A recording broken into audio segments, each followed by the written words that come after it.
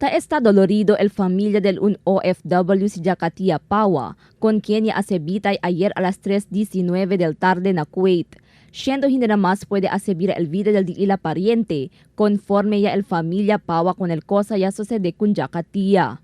Del año 2002 cuando ya sale na país si Jakatia para trabajar na otro nación y del año 2007 cuando yan preso después alegadamente mata con el anak mujer del su amo. Según con el hermano de Jakatia, Lieutenant Colonel Angaris Pawa, a las 5 del aga ayer cuando último ella uwi el voces de su hermana, hablando que el manbita ya con él na mismo día. At around 5 o'clock in the morning, siya magpapalam na daw dahil sabi ko, bakit ka magpalam? Saan punta mo? Sabi niya, kuya, bibitayin ako ng alas 8 ng umaga dito sa Kuwait time. Huwag mo lang pabayan yung anak ko, sabi niya. Según con el hermano, último pedido de su hermana amo para ayudar al gobierno con sus 2 anak na diestos estudio. No hay según rabia o sentimiento el familia del difunta con el gobierno del país. Sabe según sila que ya hace todo manera el gobierno para ayudar con su hermana. Accept naman namin yon. Hindi naman kami, accept na namin yun. Yun na siguro, nakagwit na siguro sa palad niya yun. Wala na po. Wala po.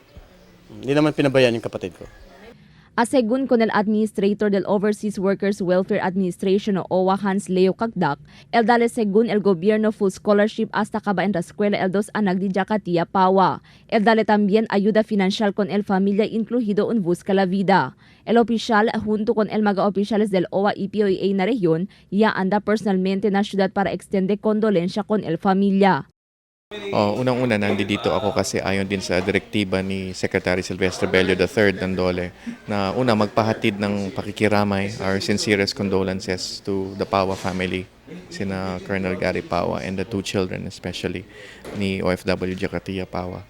At pangalawa, ilahad yung fullest support natin sa pamilya Pawa sa pamamagitan ng financial assistance and scholarship assistance for the 2 children.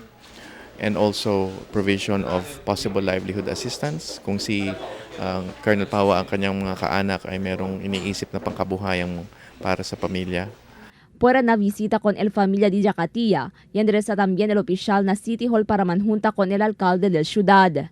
Crystal Almonía, Dateline Zamboanga.